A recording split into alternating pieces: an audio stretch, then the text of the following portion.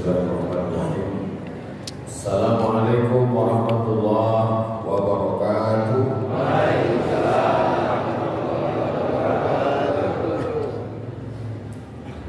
Alhamdulillah wassalatu wassalamu ala Rasulillah Sayyidina wa maulana Muhammad ibn Abdillah wa ala alihi wa sahbihi wa man tabi'ahu wa mawala.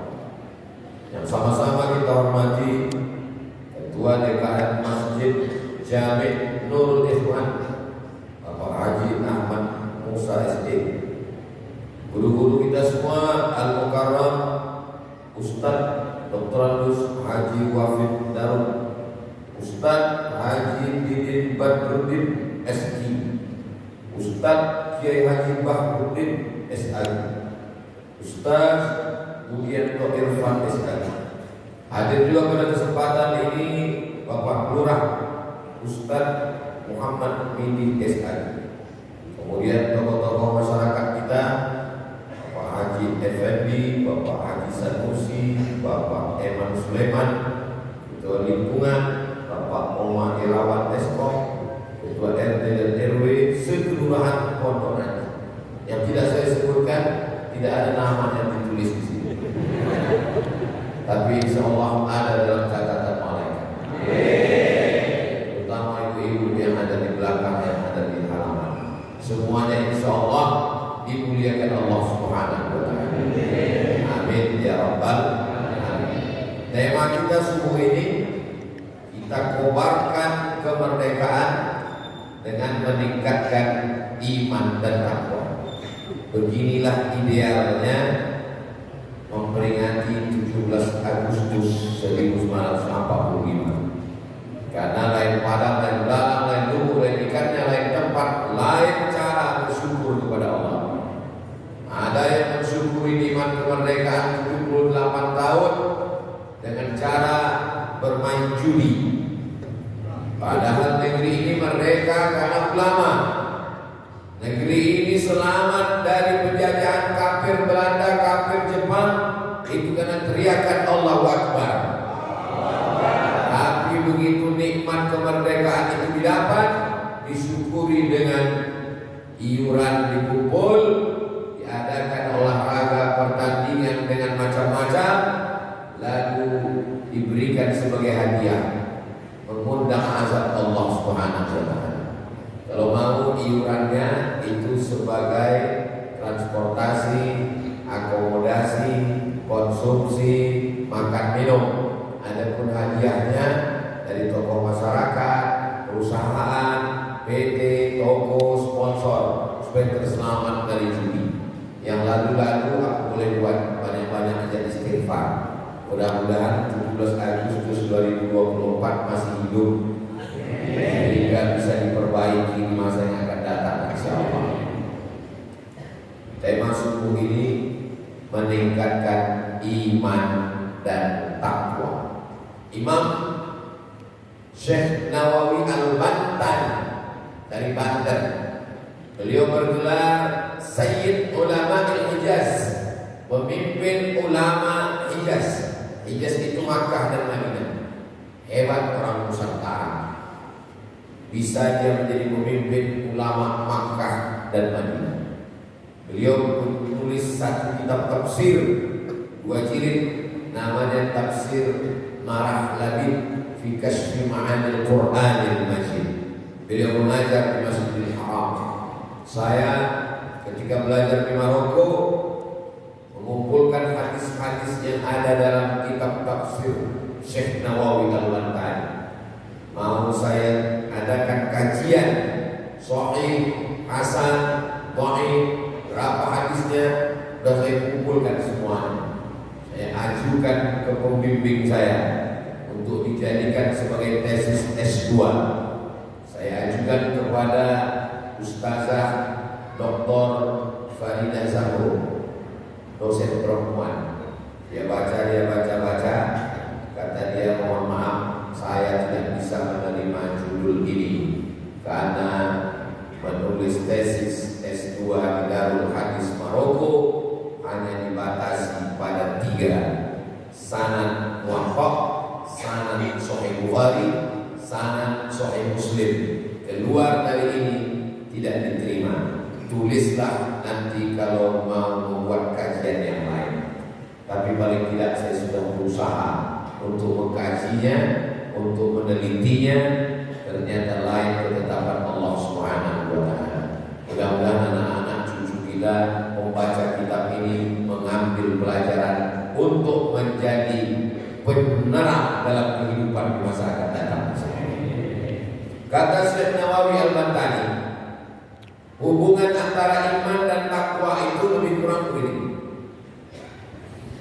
Orang pergi ke dokter, lalu dokter memberitahu dia, Bapak kena penyakit. Dia percaya kepada dokter bahwa dia punya penyakit, maka percaya kepada dokter itu disebut dengan iman.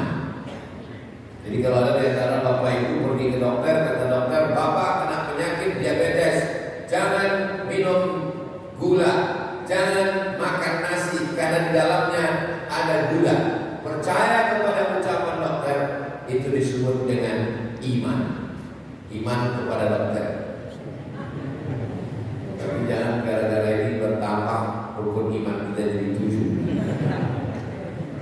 Percaya kepada ucapan dokter bahwa kita kena penyakit, itu artinya iman. Percaya, yakin. Lalu setelah iman itu muncul takwa. Kata dokter, kamu kena penyakit asam urat. Jangan makan kacang-kacangan, jangan makan emping melinjo. Melaksanakan saran, perintah, ucapan dokter itu disebut dengan takwa. Lebih kurang begitu ilustrasinya. Karena banyak orang yang bingung mana yang iman, mana yang takwa. Percaya, yakin itu disebut dengan iman. Lalu kemudian mengikuti ucapan orang yang kita yakini, supaya kita tidak terjerumus dalam suatu perkara yang dapat memudaratkan, itu disebut dengan takwa. Masih belum tergambar Pak Ustaz? Oke, saya kasih ilustrasi gambaran yang kedua. Assalamualaikum. Waalaikumsalam. Kabarnya di Jalan Sudirman ada razia. Percaya kepada ucapan teman bahwa ada razia lalu lintas, maka percaya itu disebut dengan iman.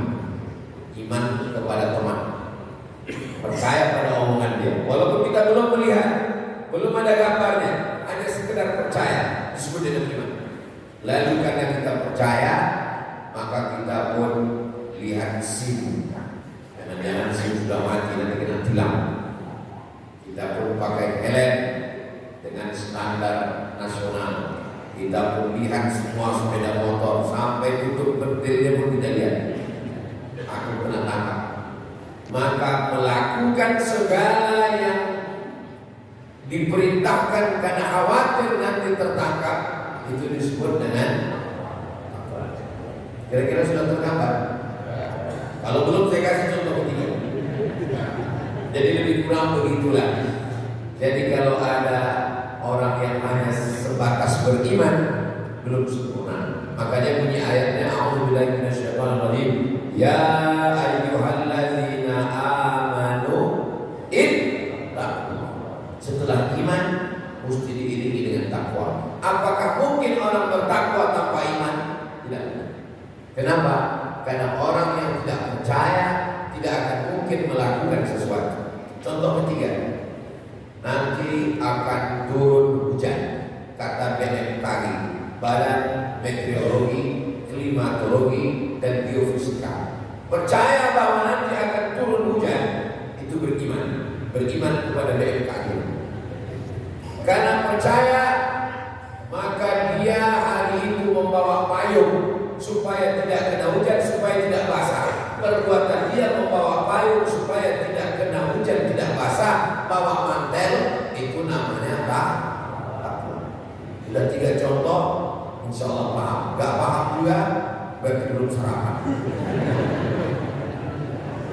Jadi begitulah hubungan antara iman dan takwa kepada Allah Subhanahu wa taala, untuk memudahkan kita memahami biasanya lebih mudah. Allah SWT melapangkan hati dan pikiran kita untuk memahami ajaran agama Islam, insyaallah. Ya ayyuhalladzina amanu, tapi pada akhirnya nanti tujuannya adalah takwa. Kutiba alaikumus syiam kama kutiba alal ladzina min qablikum la'allakum tattaqun. Kenapa kita subuh ini mau melawan ngantuk, mandi, bersih, datang ke masjid? Itu karena ada dua. Yang pertama, kita percaya kepada Allah Subhanahu wa taala. Padahal kita tidak pernah melihat Allah. Kita percaya kepada Nabi Muhammad SAW. Padahal tidak pernah jumpa. Tapi kiai yang menyampaikan, mengajarkan kepada kita. Keyakinan itu disebut dengan iman. Setelah iman, lalu kita pun melaksanakan suatu perbuatan. Dengan sholat kita selamat dari neraka, dengan berjamaah kita selamat dari perpecahan. Maka perbuatan kita ini takwa. Itulah maka dulu ada program namanya Imtak dan Imtek. Imtak iman dan takwa, Imtek ilmu pengetahuan dan teknologi. Apakah iman ini bisa diwariskan? Tidak bisa. Dalilnya Pak Ustaz? Dalilnya tadi iman tak dapat diwarisi. Karena di masjid saya tidak selesai lagi. Berapa banyak bapaknya beriman, anaknya tidak beriman. Ya munayyarkam ma'ana, wahai anakku, mari naik ke atas perahu bapak. Hujan 40 hari 40 malam. Dia takut banjir bandang, dunia tenggelam, anaknya mati. Dia panggil anaknya namanya Kan'an. Ya bunayya, wahai anakku, irkam ma'ana, mari naik ke atas perahu bapak. Apa jawab anaknya? Sa'awi ila jabalin yahsimuni minal ma'. Saya akan naik ke atas bukit yang akan menyelamatkan saya dari banjir bandang. Tidak ada iman, tidak ada takwa. Kalau dia percaya kepada bapaknya, dia akan naik ke atas perahu. Percaya kepada bapak bahwa dunia akan tenggelam, iman. Karena percaya, maka naik ke atas perahu dia supaya jangan tenggelam. Itu namanya takwa. Tolong ingat-ingat, kalian nanti akan keluar pada UAS, ujian akhir semester. Anak kandung pun tidak percaya kepada bapak. Ini adalah satu pelajaran yang bermakna. Kita hanya berusaha menjaga iman yang sudah ditanamkan Allah Subhanahu wa taala sebelum masuk ke dalam rahim istri kita. Anak-anak kita ini asalnya adalah ruh. Ruh itu dulu diambil Allah perjanjian. Sebelum bapak menikah dengan ibu, sebelum bapak bulan madu akad, sebelum semuanya ada, Allah mengambil persaksian dari semua ruh. Wa in akhadha rabbuka min bani Adam. Ingatlah ketika Allah mengambil persaksian dari seluruh ruh, anak cucu keturunan Adam. Wa asyhadahum ala anfusihim. Allah ambil persaksian. Allah berkata kepada semuanya, alastu bi rabbikum, bukankah aku ini Tuhan kamu? Semuanya menjawab, bala syahidna, kami bersaksi engkaulah Rabb kami. Itulah syahadat kita yang pertama di hadapan Allah Subhanahu wa taala. Jadi kalau ada di antara Bapak Ibu yang melihat saya tadi pertama kali melihat, saya pernah ketemu dengan orang di mana ya? Itu berarti dulu kita pernah ketemu di alam ruh. YouTube itu pasti guys. Kalau kita ketemu sama orang, padahal orang itu kita tidak satu kampung, tidak satu sekolah, tapi wajahnya seperti pernah ketemu ini orang. Kita pun ngomong sama dia, saya seperti pernah ketemu dengan kamu. Iya, kamu kan yang pinjam uang duit saya. Berarti dulu kita pernah ketemu di alam roh, pernah papasan. Lalu kita ketemu sekarang. Orang sekarang katanya ini namanya dejavu. Kita pernah ketemu di alam arwah. Kalau satu namanya roh, kalau dua namanya rohani, kalau tiga namanya arwah. Dalam jamak, bentuk jamak. Itu bedanya bahasa Indonesia. Kalau bahasa Indonesia satu roh, kalau banyak roh-roh.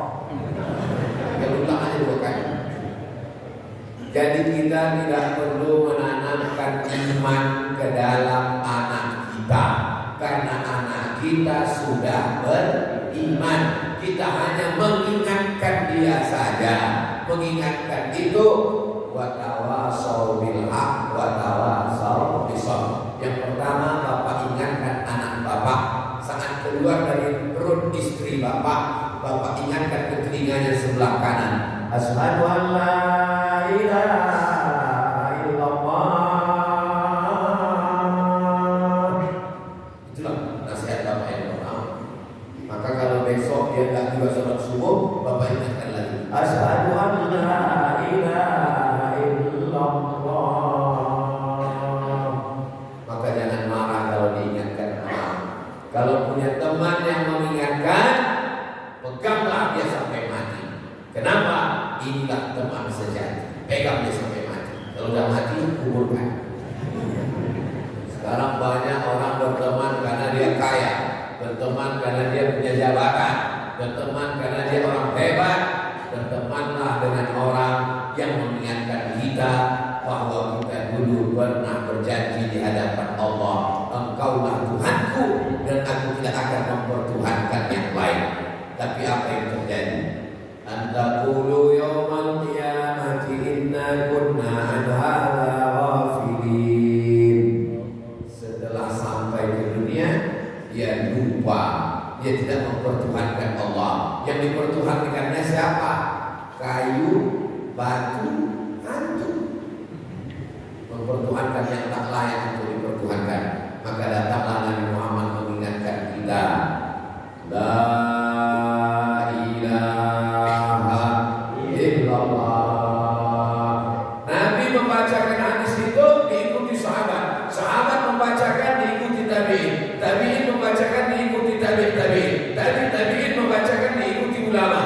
Ulama habaib menyampaikan afdalul ma yaqulun nabi al-anbiya min qabli la ilaha illallah. Kita pun semua mengikuti kalimat yang paling afdal diucapkan para nabi-nabi sebelum aku, kata Nabi Muhammad. Semua mengucapkan kalimat yang sama. Nabi Musa, la ilaha illallah. Nabi Isa, la ilaha illallah. Nabi Muhammad, la ilaha illallah. Saya Pak Ustaz dari kecil la ilaha illallah. Banyak orang mengucapkan la ilaha illallah, tapi dia lebih takut kepada atasannya daripada Allah. Kalau atasannya yang manggil, besok datang ke kantor jam 6, jam 5 sudah datang. Tapi kalau yang manggil Allah, hayya 'alas shalah, ketemu kita di masjid kantor, kita sangka kita udah terlambat. Astagfirullahaladzim, saya terlambat sholat asar nih Pak Ustaz. Saya ke masjid, orang udah sholat asar. Tiba-tiba dikasih tahu sama jamaah, mohon maaf, tadi kami sholat zuhur. Rupanya azan asar belum kumandang azan asar. Berapa banyak orang wudhu zuhur dipakai untuk sholat asar, bukan karena dia menjaga wudhunya lama, tapi karena menyepelekan waktu sholat, mundur. Dalam sholatnya bukan main. Allahu Akbar. Bohong. Inna sholati wa nusuki wa mahyaya wa mamati lillah wa semuanya tidak benar. Mempertuhankan jabatan, mempertuhankan atasan, mempertuhankan kantor, mempertuhankan penguasa. Maka kita ini adalah hamba Allah. Hamba Allah, Abdullah. Ketua MUI kita, Abdul Razak. Yang ceramah, Abdul Somad. Semuanya adalah hamba Allah, menghambakan diri kepada Allah Subhanahu wa ta'ala. Orang yang kafir bukan orang yang ngejek-ngejek Allah. Yang ngejek-ngejek Allah itu di atas kafir lagi, dipancung kepalanya. Orang yang ingkar kepada Allah, orang yang meragukan rezekinya dan rezeki anak-anaknya, itu sudah cukup membuat dia ingkar kepada Allah. Tidak ada rezeki yang tertukar, tidak ada jodoh yang tertukar, karena semua sudah diatur Allah Subhanahu wa ta'ala. Datang orang menemui seorang ulama, Imam Al-Hasan Al-Basri. Kata dia, saya galau Imam. Apa yang kau ragukan tentang bagaimana hidup saya di takdir Allah tidak tertukar, percaya. Lalu kenapa kamu galau? Iya juga. Berarti kalau kita galau, yang rusak itu adalah iman. Tapi dengan gara-gara ini nanti pulang dari sholat ini semuanya tidur. Begitu istrinya nanya, kamu gak masuk kantor, kamu gak bisnis, kamu gak usaha, kamu gak dagang. Terus tidak tertukar. Ini bukan Ahlussunnah wal Jamaah. Ini namanya kelompok Jabriyah.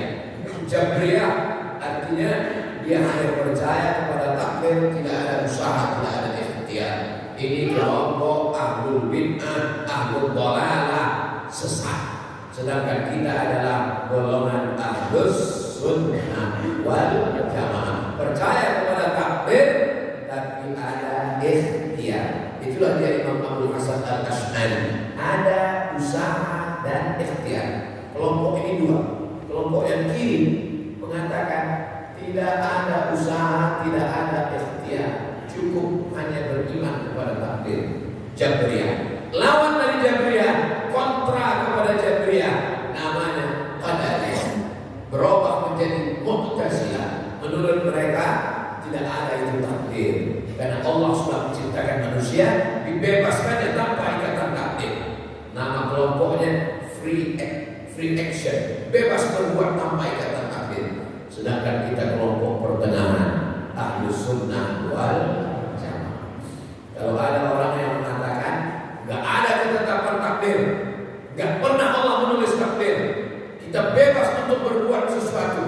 Ini air minum ini Ustaz bebas mau minum mau tidak, ini sudah ada tanpa ada takdir. Itu namanya Qadariyah atau Mu'tazilah.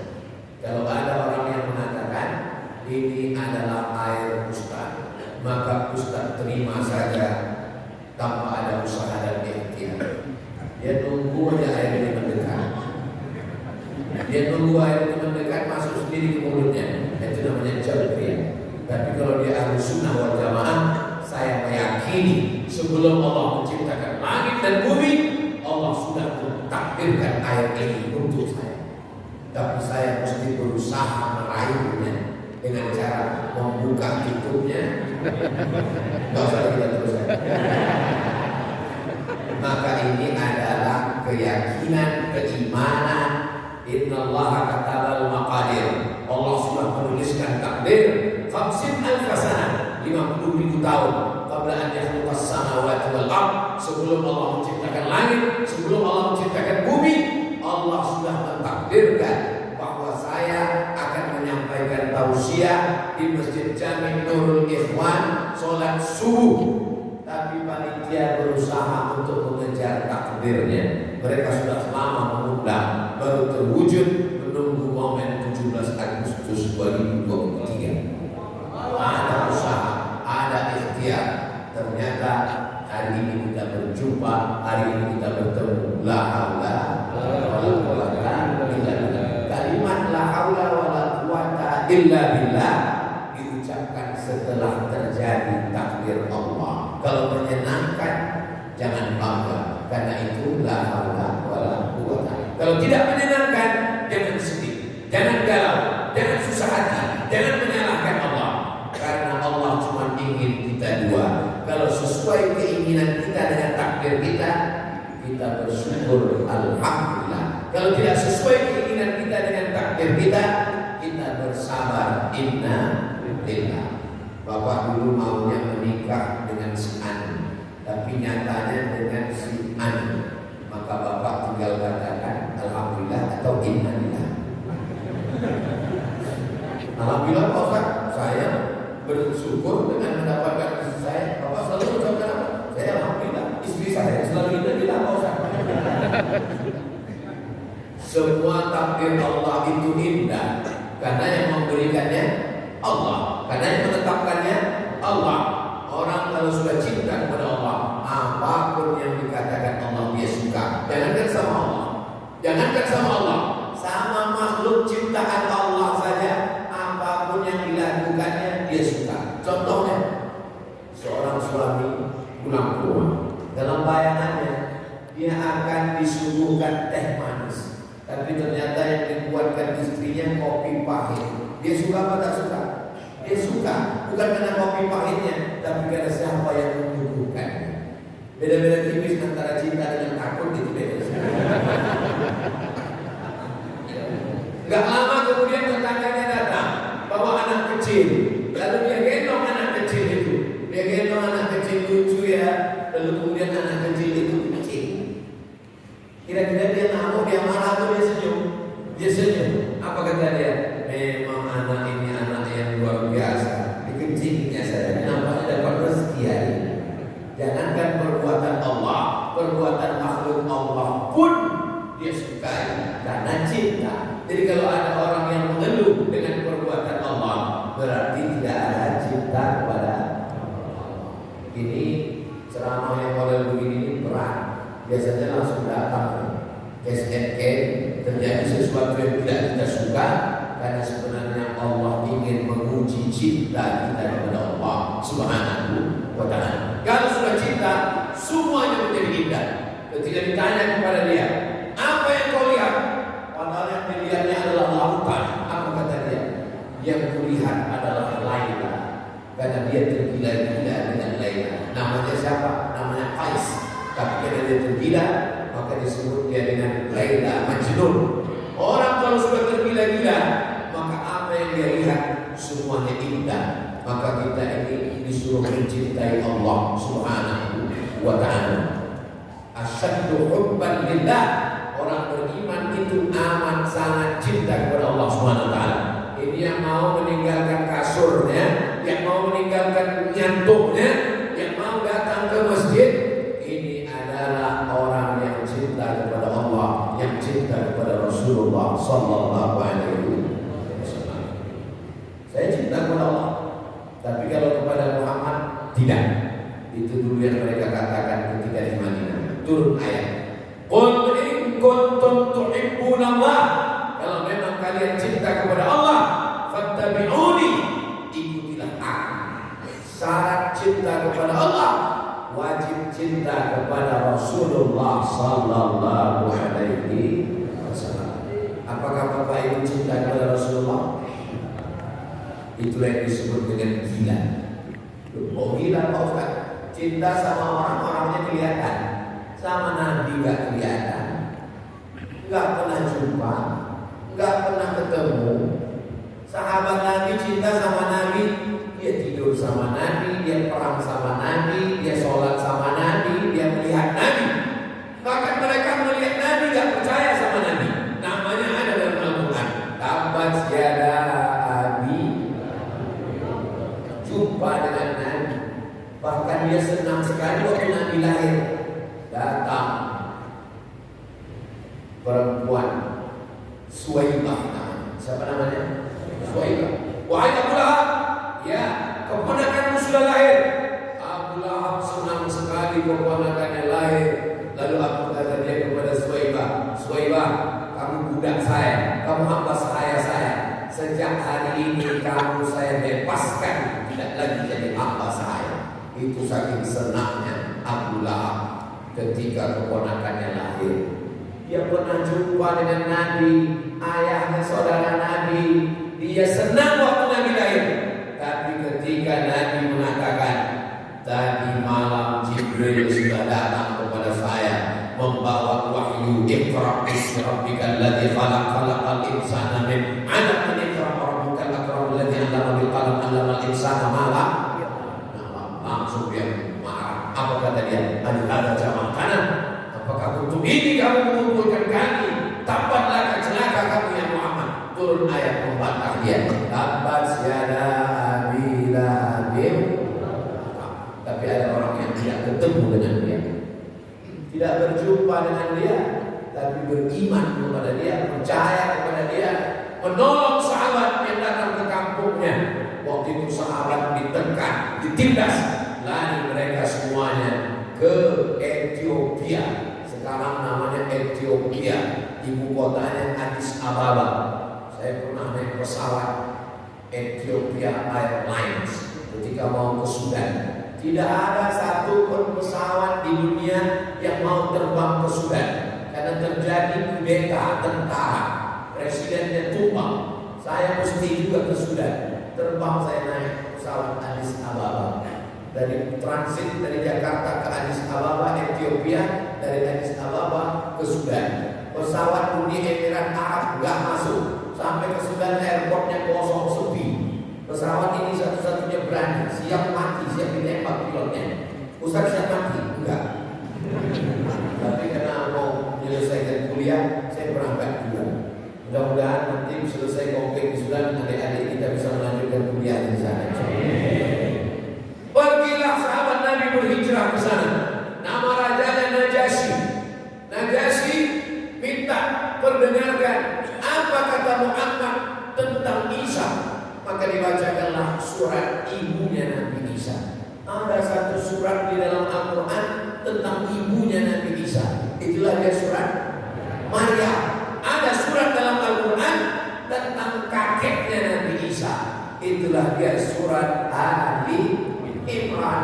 Imran punya istri namanya Hannah. Hannah melahirkan anak namanya Maryam. Maryam melahirkan anak namanya Isa. Itu menunjukkan Al-Quran itu datang dari Allah, bukan ciptaan Nabi Muhammad. Seandainya Quran itu ciptaan Nabi Muhammad, tentu ada dua surat di dalamnya. Satu surat Aminah, satu lagi surat Abdul Muttalib. Tapi karena ini datang dari Allah, betapa cintanya Allah kepada kita. Kalau kamu mau kenal Isa, bukalah Al-Quran. Di dalamnya ada nama ibunya Maryam, ada nama kakeknya surat Ali Imran. Ketika dibacakan surat Maryam, Ja'far bin Abi Thalib, saudara Abu Thalib sepupu Nabi membacakannya. Fa'idha aynahu tazrifan, meleleh air mata Najasyi karena mendengar cerita tentang kelahiran Nabi Isa dan bagaimana sakitnya Maryam saat terusir orang Yahudi. Orang Yahudi mengejeknya. Lalu kemudian ketika dapat berita bahwa Najasyi meninggal, ya Rasulullah, ya Najasyi meninggal, Nabi melaksanakan sholat gaib. Itulah kronologis sholat gaib. Artinya apa? Ada orang yang hidup di zaman Nabi sama dengan Nabi di Makkah, bahagia waktu Nabi lahir, tapi tidak beriman kepada Nabi. Tapi ada orang yang tidak satu keturunan dengan Nabi. Dia orang Afrika, di Ethiopia, di Habasyah nama kampungnya, tapi dia beriman kepada Nabi. Ada orang yang tinggal di Yaman, tidak jumpa dengan Nabi. Kata Nabi, dia sekarang sedang berada di Yaman, dia tidak jumpa dengan saya. Nanti setelah saya meninggal baru dia datang kemari. Akhirnya dia datang juga. Namanya Uwais Al-Qarni. Tapi ada yang lebih unik lagi. Najasyi sesama dengan Nabi. Uwais Al-Qarni sesama dengan Nabi. Kata Nabi, ada orang nanti dia akan minum dari telaga Al-Kautsar. Inna a'tayna Al-Kautsar. Dia akan minum minal haud.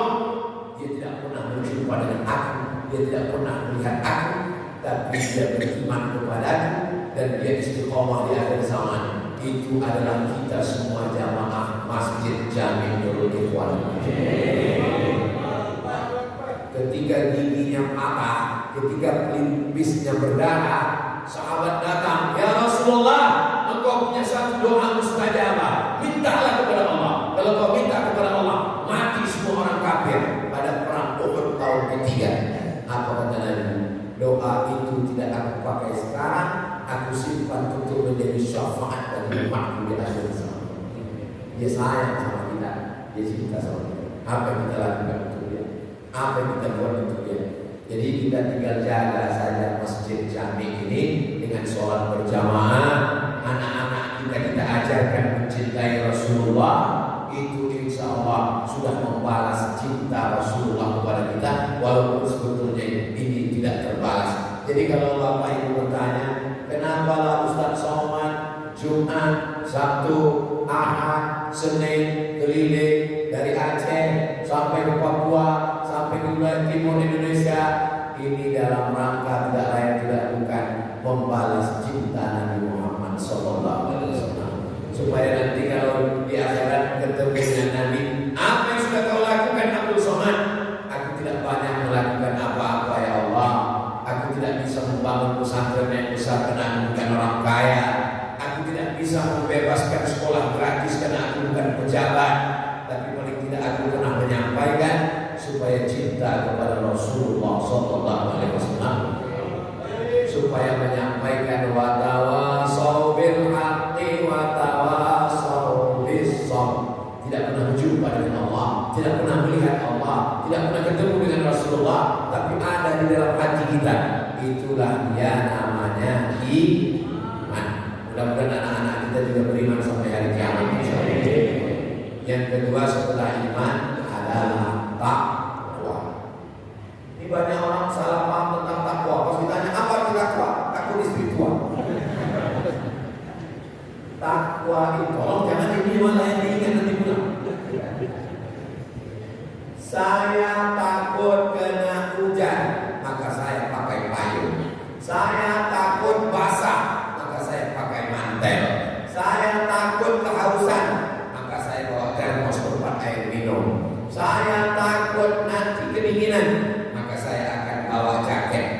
Kalau takut, maka melakukan sesuatu. Itu namanya takwa. Takut masuk neraka, maka kita siapkan bekalnya amal soleh. Bukan soman. Doakan supaya Ustaz Abdul Somad punya iman dan takwa. Karena dua-duanya tidak kelihatan dengan kasat mata. Abdul Somad berani ceramah tentang iman dan takwa. Kok berani Ustaz ceramah di Masjid Jami Nurul Ikhwan ini tentang iman dan takwa? Saya nggak berani, tapi karena dikasih judul, maka saya berani.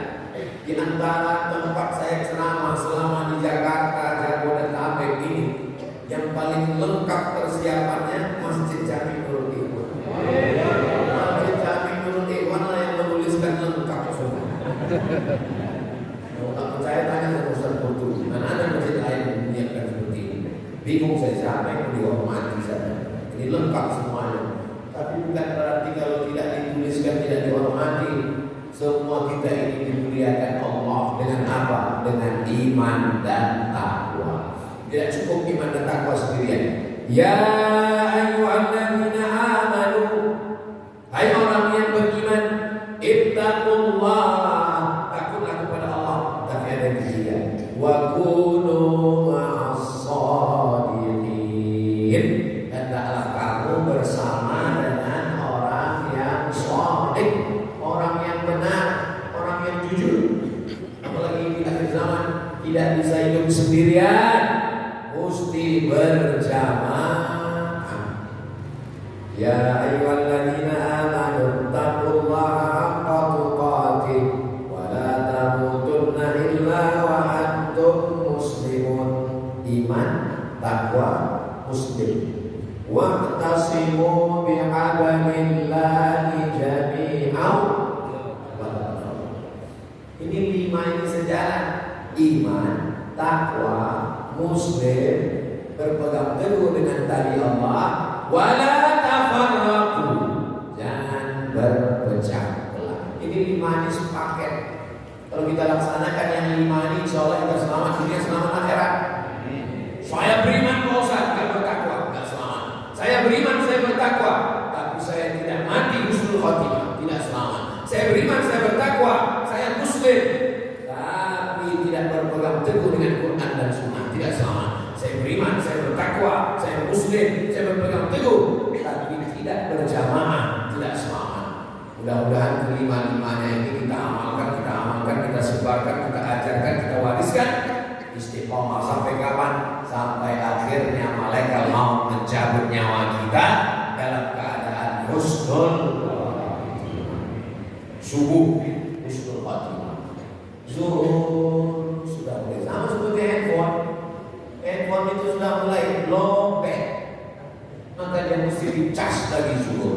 Hayya 'alas shalah, mesti tahiyatul masjid, qobliyah zuhur, salat zuhur, ba'diyah zuhur. Syukur-syukur di masjid ada kultumnya menjelang asar. Hayya 'alas shalah,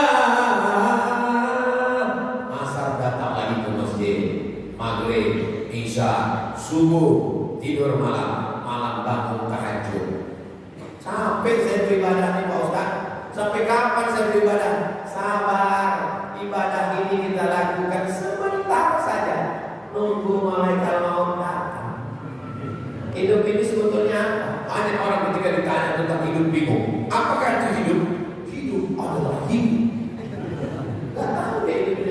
hidup ini nunggu malaikat maut datang.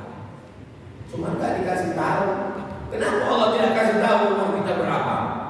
Bayangkan kalau dikasih tahu Allah, Abdul Somad, kamu mati umur 46 tahun. Mungkin saya nggak ceramah lagi di rumahnya. Bayangkan kalau Allah ngasih tahu kita, kamu mati umur sekian.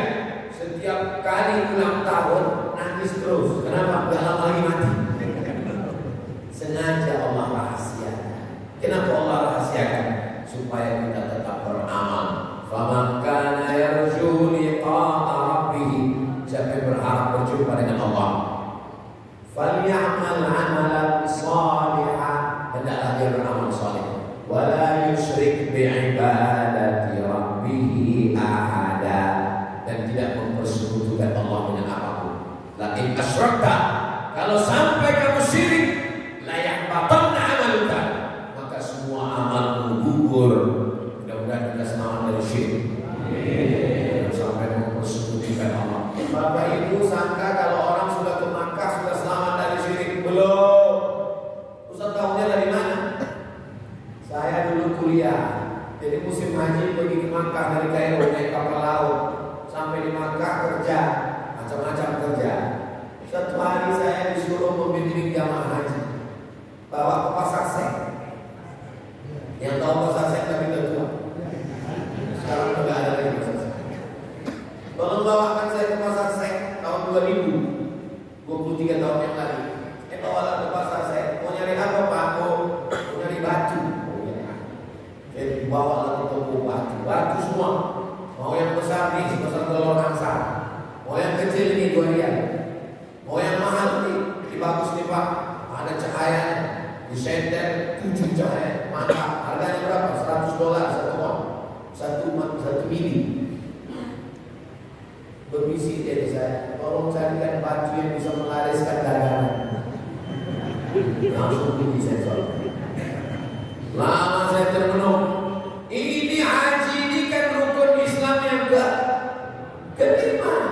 Rukun Islam yang pertama, asyhadu an la ilaha illallah, an tuqima shalah wa tu'ti zakat wa tasuma ramadan. Rukun Islam yang kelima, puncaknya paling atas adalah haji. Tapi dia belum lulus rukun yang pertama, la ilaha illallah. Lama saya bingung. Saya juga terlalu banyak membahas yang nggak ada itu. Baru cari lagi toko yang lain. Rusak akidah kita. Padahal kita diajarkan ya Razzaq, Engkaulah yang memberi rezeki. Wa ma min dabbatin fil ardi, tidak ada makhluk satupun yang melata di atas muka bumi ini illa Allah rizquha, melainkan Allah yang menjadi rezekinya. Kalau memang rezekimu yang sudah di mulut harimau pun bisa masuk ke mulutmu. Tapi kalau memang bukan rezekimu, maka yang sudah di mulutmu pun tak jadi masuk. Jadi kalau orang paham, putus tauhidnya. Berapa kali makanan itu sudah di mulut, berapa tak jadi melompat dia keluar, tak jadi malah dimakan ayam. Betul kan loh, betul kan? Mudah-mudahan kita tidak menjadi orang yang kufur iman gara-gara kekhawatiran terhadap rezeki yang luar biasa. Kenapa orang korupsi? Karena takut anaknya tidak makan, anaknya tidak punya rumah, anaknya tidak punya kendaraan. Kalau cuma untuk makan dia, orang tidak akan korupsi. Kenapa? Makan kita cuma satu piring. Yang dipikirkannya adalah makan anaknya, makan cucunya, makan cicitnya, sampai 7 keturunan. Kurang. Akhirnya makanan fakir miskin itu dimakannya juga habis. Jual beras. Kenapa ini berasnya begini? Ternyata beras yang dijual beras raskin, beras orang miskin yang dimasak, dicuci dengan pemutih pakaian. Bayangkan itu dosanya. Dosa kepada fakir miskin, dosa kepada pembeli karena sudah curang. Ismasita, hidup sesuka hati. Fa innaka mayyit, tapi ingat kau nanti akan mati, akan dituntut di hadapan Allah. Fa may ya'mal mithqala dzarratin khairan. Islam menjadikan kita orang beriman, orang yang bertanggung jawab setiap perbuatan kita di hadapan Allah Subhanahu wa taala. Mudah-mudahan yang ngomong, yang ceramah ini mengamalkan isi ceramah. Jangan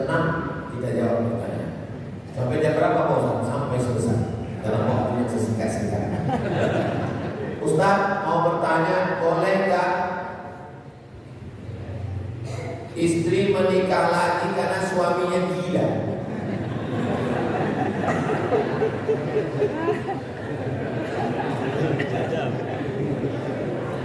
Ada namanya al-uyub al-musawwah, penyakit-penyakit yang istri dibolehkan menggugat ke hakim dan hakim akan menjatuhkan talak.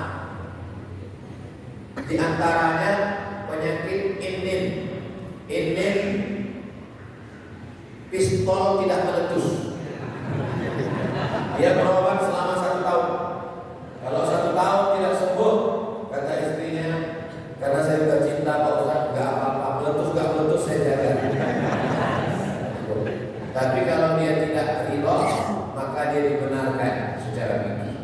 Yang kedua, kena penyakit kusta, karena menggorokkan, mematikan.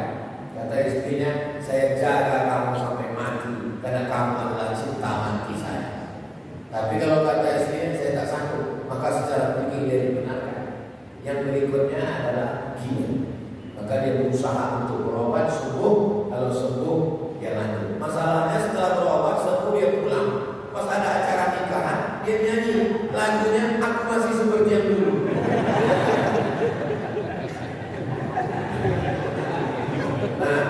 Nah ini diantara penyakit yang dibenarkan yang menuntut kepada hakim dan hakim menjatuhkan. Dan kita sebagai orang yang di luar keluarga itu tidak boleh pede mengatakan istri gak setia. Memangnya kalau kamu di posisi itu sanggup? Jadi agama Islam ini agama yang rasional.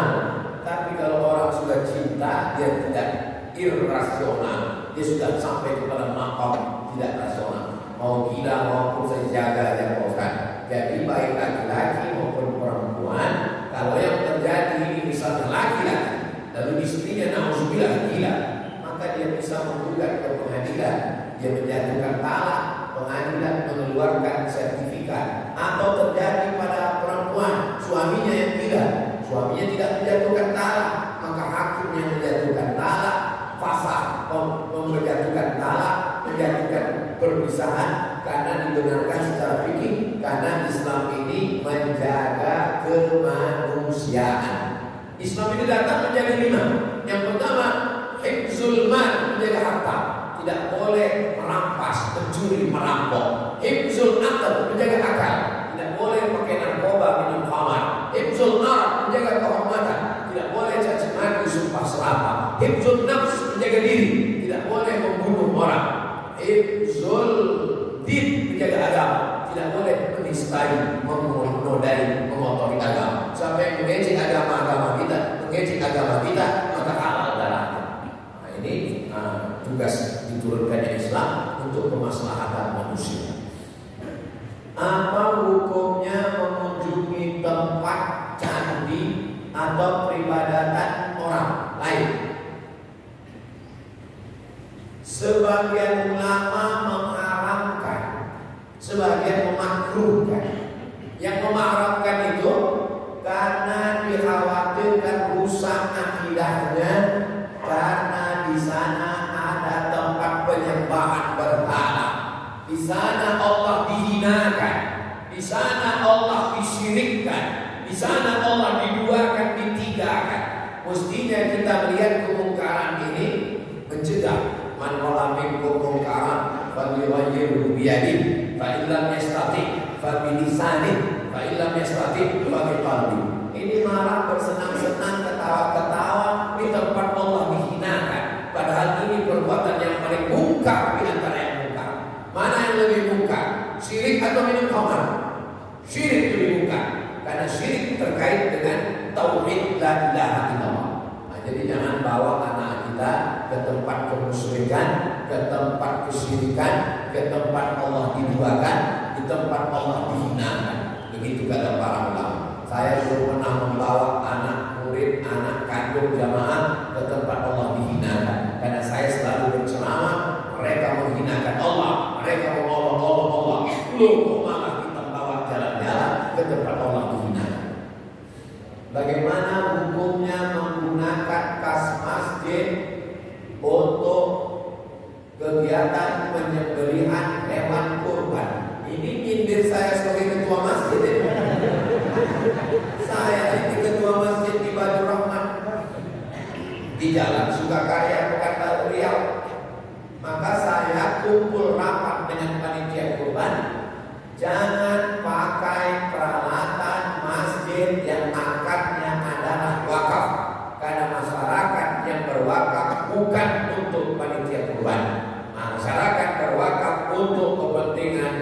masjid. Maka bagaimana solusinya?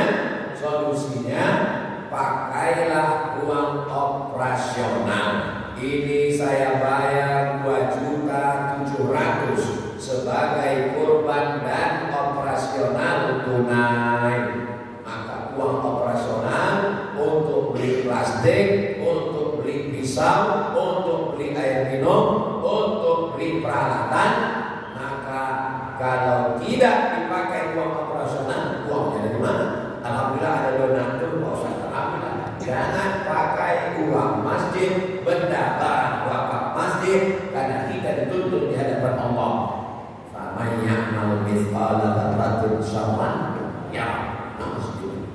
Jadi ini cerah pertanyaan ini mengingatkan saya sebagai ketua masjid. Assalamualaikum Ustaz Somad. Waalaikumsalam. Kita perlu rapat pertemuan ini antar pengurus masjid, nampaknya mendadak. Oke, silakan datang ke rumah. Datang beberapa pengurus. Gimana perkembangan apa yang ini? Duit masjid hilang Pak Ustaz. Oh hilang. Dilarikan sekretaris, bendahara. Berapa? 40 juta. Wajib saya bukan. Minta sama dia bayar. Udah lari Pak Ustaz, tak nampak lagi pada itu. Wajib saya bukan. Saya bertanggung jawab di hadapan Allah SWT. Maka menjadi ketua masjid itu adalah amanah. Saya ceramah di salah satu masjid. Dulu yang Pak saya ke masjid ini kan Bapak Anu. Iya Pak Ustaz. Mana dia sekarang? Sejak tak terpilih lagi gak pernah ke masjid lagi. Menjadi ketua masjid itu bukan jabatan. Menjadi ketua masjid, pengurus masjid adalah amanah. Dititipkan amanah, alhamdulillah. Ditarik amanah, dia tetap ke masjid. Memang caleg ketua masjid. Gak terpilih, malu bila kapok. Ini cerita tentang saya. Atau menyewa villa pakai uang masjid. Keperluan korban dalam rangka saya membantu uang masjidnya hilang. Nanti datang ke Pekanbaru mampir ke Masjid Ibadur Rahman, jumpai pengurusnya. Apa betul Ustaz Somad mengganti duit masjid karena dilarikan bendahara? Ya. Ini saya ceritakan supaya saya pun kena juga korbannya. Jangan nambah hati-hati. Saya sampaikan ke pengurus masjid saya, pengurus masjid saya, jangan yang macam-macam dengan masjid ini, karena aku ketua dan aku nanti dituntut di hadapan Allah SWT. Kalau kalian sanggup, ya. Kalau tidak, berhenti kalian semua, aku sendiri jalan. Untuk mereka tak begitu. Ustaz mau tanya, apa hukumnya wanita meminang laki-laki? Ada perempuan yang punya barang dagangan. Setiap kali barang dagangan dibawa laki-laki ini laku dahsyat. Setiap dibawa laku hebat. Akhirnya dia penasaran, siapa yang bawa barang ini? Kok laku terus? Saya mau ketemu sama orangnya. Akhirnya ditunjukkanlah itu orangnya. Ternyata orangnya adalah Nabi Muhammad SAW. Lalu kata si perempuan ini, saya mau nikah sama dia. Maka dikumpulkanlah pamannya ngomong ke Nabi Muhammad SAW, itu Khadijah mau sama kamu mau gak nikah sama dia? Nabi mau. Ini dalil perempuan kalau melihat laki-laki yang amanah, dia boleh, tapi jangan langsung. Dan laki-laki itu amanah. Kalau laki-lakinya bocor, keliling, jangan. Nanti diupdate status. Dia udah nembak aku. Gimana? Yang ngomong itu walinya. Bapak wali pun ngomongnya jangan pakai kalimat langsung. Pakailah bahasa kiasan majas. Kebetulan ada anak muda hafal Quran, ganteng, muda. Bapak senang betul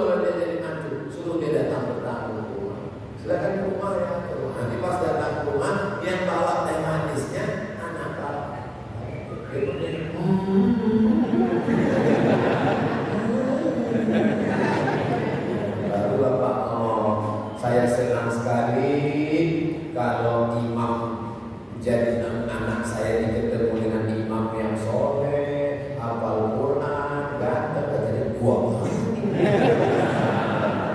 Kalau memang rezeki, insya Allah jodoh tidak kemana, tapi saingan di mana-mana. Mudah-mudahan niat Bapak tercapai, insya Allah. Amin.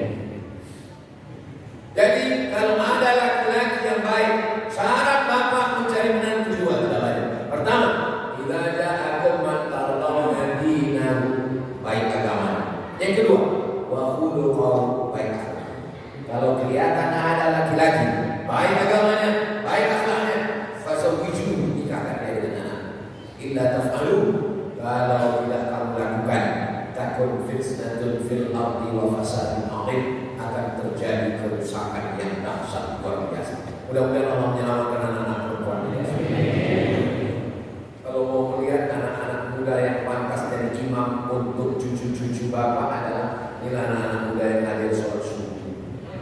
Dan anak muda kalau sudah endorse gak laku juga, gak tahu jawab.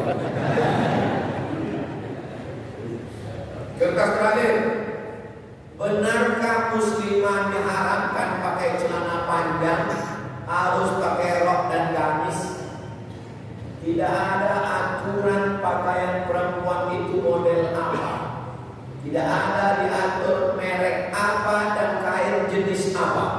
Yang ada dalam Al-Quran, ya ayyuhan nabi, wahai nabi, qul li azwajika, katakan pada istrimu, wa banatika, katakan kepada anak perempuanmu, wa nisa'il mu'minin, katakan kepada perempuan yang beriman, yudnina alaihinna min jalabibihinna, memanjangkan pakaiannya.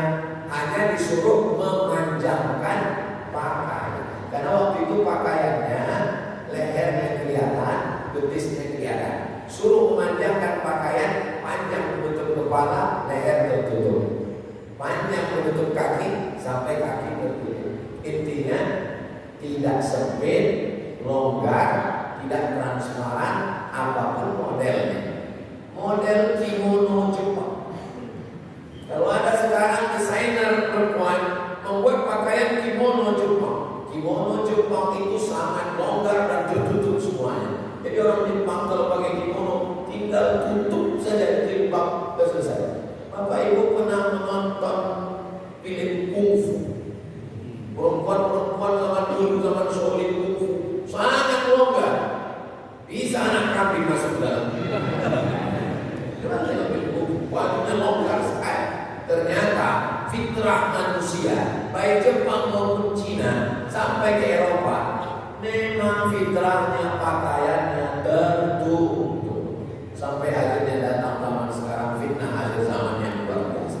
Jadi kalau ada anak ibu perempuan, desainer pakaian perempuan, dia buat gambar pakaian kimono, dia buat pakaian perempuan kungfu, tertutup pakai hijab, prinsipnya longgar. Jadi kalau dia pakai celana yang longgar, yang lebar, gimana bentuknya Pak Ustaz? Nanti lihat gimana bentuk celana longgar Pak Ustaz? Bapak-bapak pun pernah saya lihat pakaian dibilang sarung bukan sarung, dibilang celana bukan celana. Pernah lihat itu? Sarung celana, sarjel. Sarung celana, dia macam sarung tapi tengah ada belah. Itu bagi siapa? Bagi bidan perawat di rumah sakit. Karena tidak mungkin dia pakai rok, dia mau mengejar sana disuruh dokter ambil obat pakai rok celupuk dia jatuh. Pasien dia tak mati, dia pula yang mati. Nah, jadi ada beberapa perempuan yang memang khusus berpakaian seperti ini, polwan, tentara.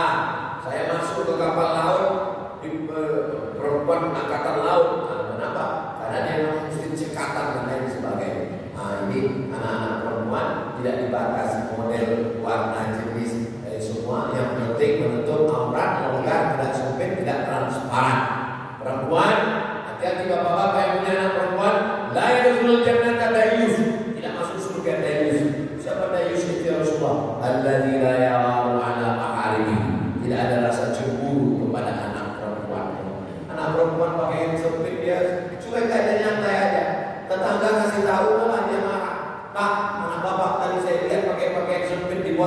maksiat. Jangan urusan saya. Padahal tetangga kita sedang mengamalkan ajaran Islam, amar ma'ruf nahi munkar. Mereka bukan mau melanggar privasi kita, mereka sayang dengan kita, mereka sedang menasihati karena melihat anak tetangga juga adalah anak kita, melihat cucu tetangga juga adalah cucu kita, dan tapi jangan sampai melihat istri tetangga juga istri kita. Mudah-mudahan kita termasuk orang yang menyelamatkan anak bangsa ini dari perbuatan maksiat, insyaallah. Pada akhir majlis mari kita sama berdoa, mudah-mudahan Allah menjadikan kita hamba yang beriman dan bertakwa, dan pilih kita Republik Indonesia baldatun thayyibatun wa rabbun ghafur. Ala hadhihi al-Fatihah. A'udzu billahi minasyaitonir rajim. Bismillahirrahmanirrahim.